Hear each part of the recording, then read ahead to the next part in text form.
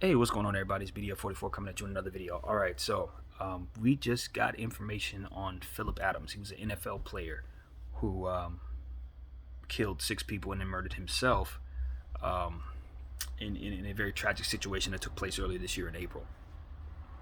And they just basically came out and said that he had a very, very severe case of CTE after the test and everything that are run.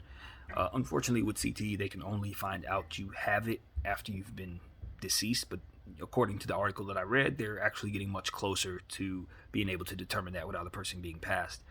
So hopefully they can come around to that and getting those breakthroughs that they're looking for. But in the time being, and you want to start by saying condolences, to, of course, to the families of all who were lost in that situation.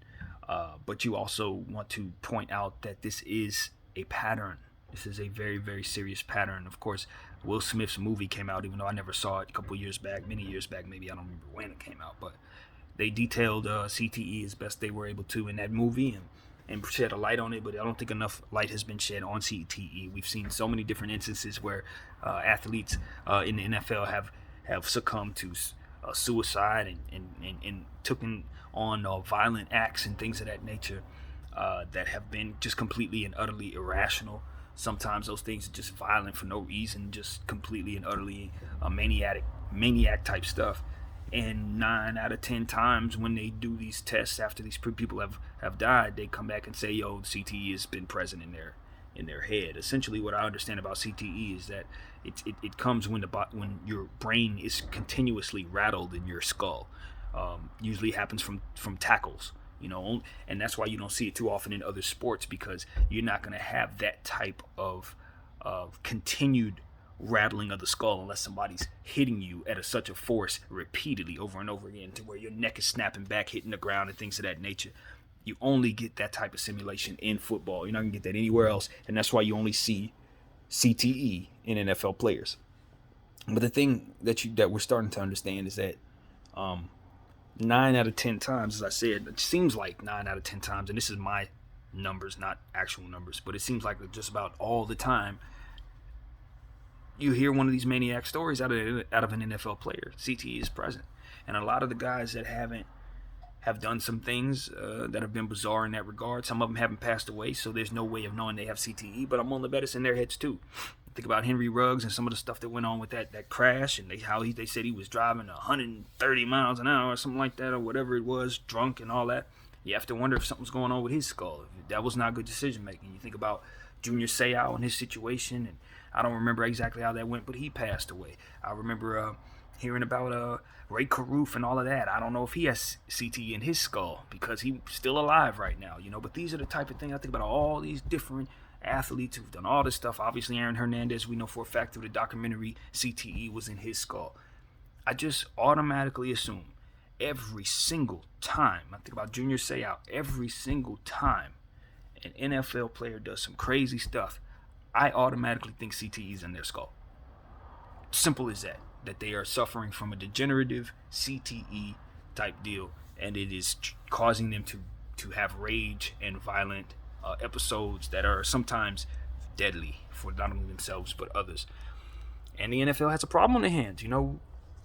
It's one of the reasons why I think the NFL is actually on the clock. I know that the NFL is the biggest sports conglomerate in the country. Next to soccer, it's probably the biggest sport in the world. So it's going strong. But what I'm saying is, these are the type of things that make people say, you know what? No, I don't want my kid to play no football, man. First of all, y'all don't pay as much as in NBA and MLB and soccer. And second of all, ain't nobody going to have no CTE in no NBA, MLB, and soccer. I mean, and it's just not going to happen like that. You're only going to get that from this brutal sport. And while we like football, I'm a guy who enjoys fantasy football. I just don't think that we're in a space where we can honestly make that a safe sport for the people who are playing it. Now, not that they care, you know what I mean? Those are brutes, people who really, really, you know what I'm saying, are for that type of action. And I'm not against that at all. You play your sport, you enjoy your sport, you do it to your best degree. But now we start talking about how this degenerative disease affects innocent lives, ends innocent lives in this case. I mean, Adams shot 2 children in this massacre that he went on. 2 kids, 5 and 9 years old. I mean, am I not supposed to use my brain and say, yo, the NFL has to do something about this? Because as far as I can tell, they are somewhat responsible for this. I mean, am I totally out of bounds for saying they got blood on their hands? Or is that just something I'm not supposed to say because we love the NFL? Like, come on, man. How many CTE episodes, how many times do we have to see this before you guys realize this is y'all? These are your athletes. They don't come in there crazy. They leave y'all crazy. They don't come in there ready to murder people. They leave y'all ready to murder people. Somewhere while they're in there, something goes very wrong with their skulls. And they leave out of there. They retire with some of the worst health problems they could ever have, man. You think about some of these old football players, man. The health problems they have. This is incredible. You know, one of the great tight ends in the history of this sport, John Mackey. Turns out he's a cousin of mine on my dad's side. In fact, he was my dad's first cousin, if I'm not mistaken. I didn't know this until a couple years ago. I never knew this. But this was something that my family was very aware of and all of that. But when he passed away, it was CTE in his skull.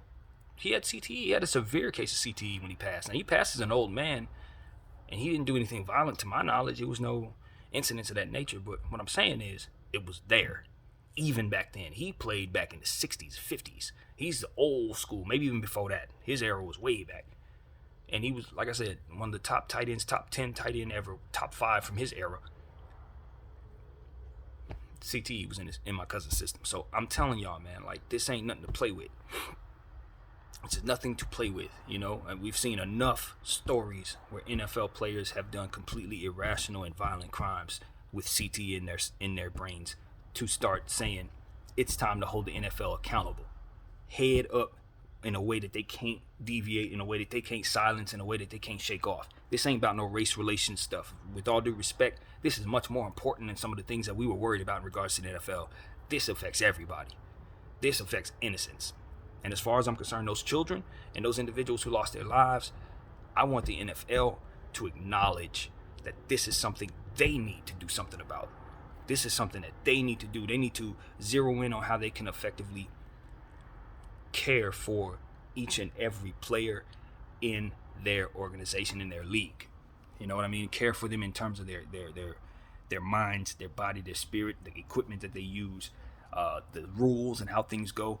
All of that must be broken down into a science to keep these type of things from happening. And if you can't do that, then you're going to have an entire generation of people and going forward who are not going to want their kids to play. Some of the best athletes in the world are going to choose different sports to play other than football. Yes, football is going strong in 2020, and I suspect it'll still be going strong in 2030. But I'm telling you, as we learn more and more about CTE, and as soon as they start finding out how to detect CTE in the heads of people that haven't passed away yet, then you're going to start seeing a great deal of people who have it have it. You're going to probably see a great portion of the league. Current, present, past, all got it. Some of our favorite athletes, they got it. You know, and they probably suffer from a great deal of mental health issues because of it. I think about, you know, the player just passed away, man. Our guy, Demaryius Thomas, rest in peace, you know. All accounts, he was a great brother, never accused anything funny, never anything weird. But guess what happened? From what has been alleged, he had a seizure in the shower. This is one of the top athletes of all time. He was one of the great wide receivers of all time. He's 33 years of age, boy, younger than me. In better shape than I could even attempt to get into when he passed. And he died because something was wrong up here. And I'm willing to bet if they do a scan, they'll probably find CTE in him too. I'm not putting that on him. I'm not trying to make this everybody got it, you know. But what I'm saying is, a body is a body is a body. And if you keep doing the same things to different bodies and getting the same results, eventually you're going to realize it's those things that are causing that within those bodies. Period. One common denominator, tackling.